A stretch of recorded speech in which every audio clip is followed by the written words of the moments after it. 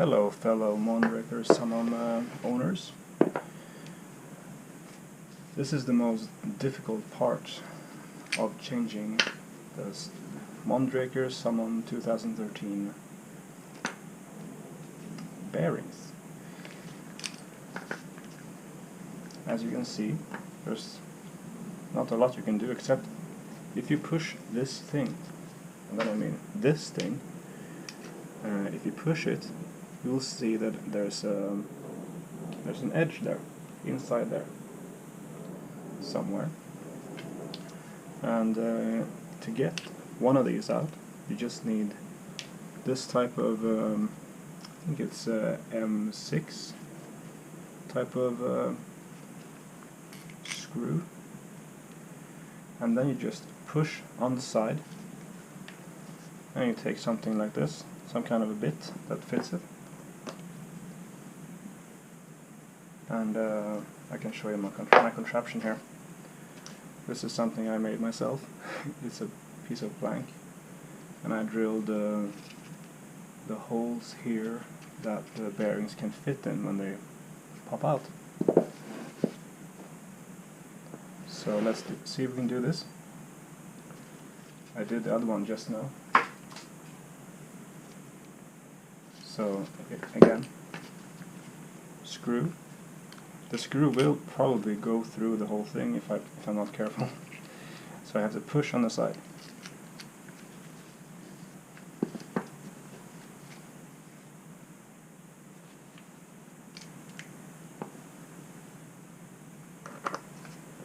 Then I have to watch my fingers. And like a troglodyte with my handy club here, one good whack should be enough. Eureka! It's out. And now I only have this part left. And the other wheel is bearing. The other bearing is pretty easy to get out, I think.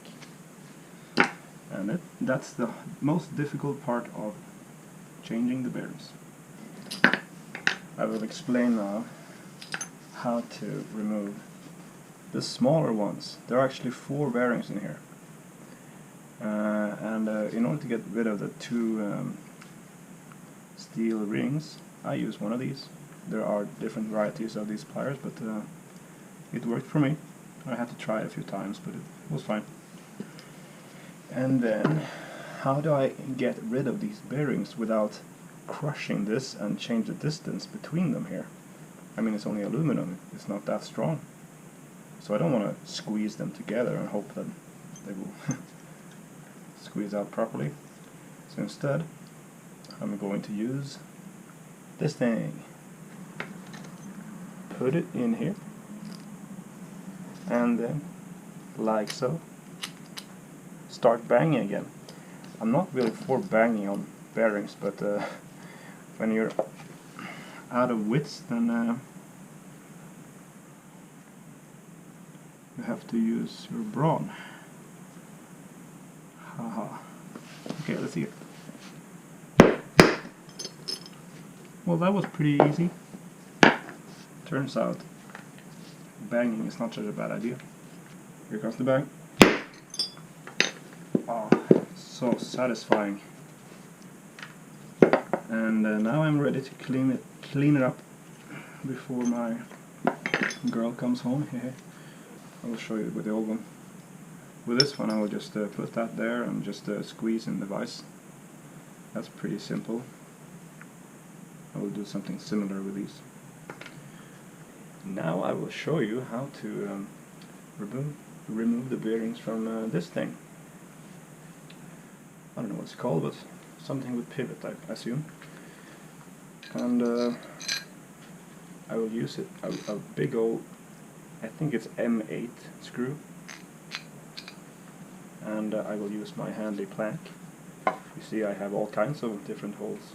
Actually, I think you only need 3 different sizes, which you drill. You also need a hole in the middle to do it like I'm doing now. And I'm just going to put the bearing like so, and then I will put one of these on the back side. I will also need these. And then all I have to do is to use these things and just screw it out. And out it goes. Unless you didn't use grease last time, then you're fucked. Thank you. So, let's install the bearings. It's gotta be fun. I can count 1, 2, 3, 4, 5, 6, 7, 8, 9, 10, 11, 12, 13, 14, 15, 16 different bearings. Ooh. I plan to do this without a vise. You're braver than I am. You will see.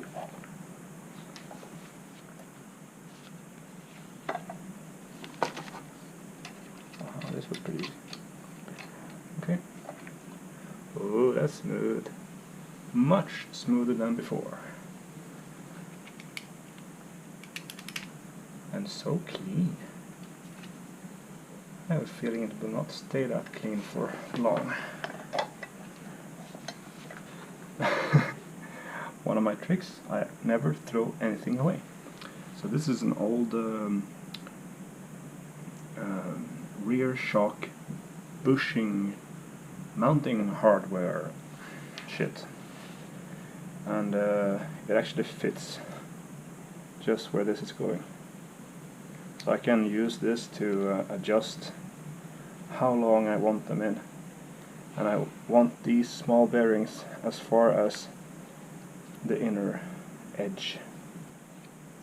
I don't want to push on the inner metal ring, I want to push on the outer metal ring for obvious reasons, or at least both rings at the same time.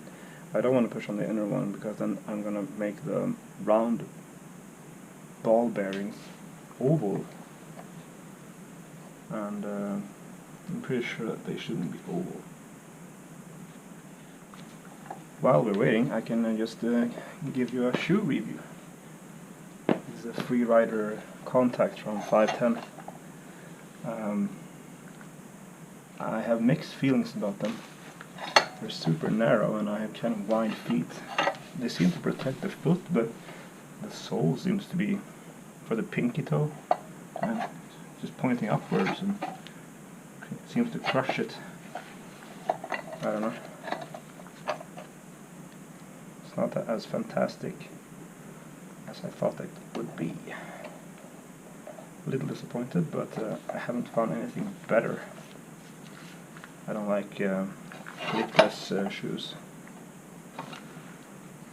because I am just not that good of a bicyclist. I need to put my foot down all the time when I do downhill, and if I'm locked to the bike on some stupid clipless shoes, then I cannot do that, which would suck because I would crash. I don't know if the bike industry is listening, but that's why I will never buy any stupid clipless shoes. So this is my screw, and it's holding two bushing mounting hardware on each side, and it will push everything together, hopefully.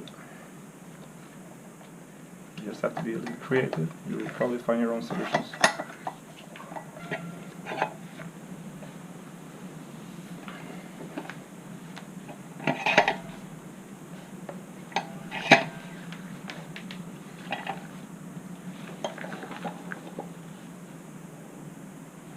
Pretty smooth. Woo! Look at that! Look at it go! Yeah, much smoother than before. I was a bit like, should I really change all the bearings? Some of them are still good, but they weren't. This is much better.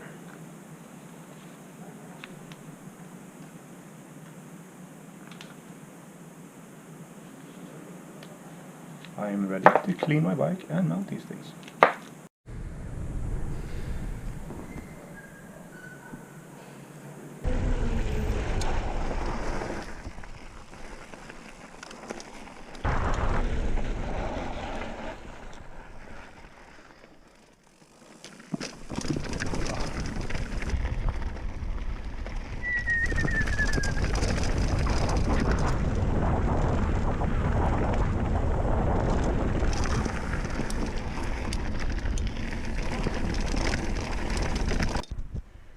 That's how we do it.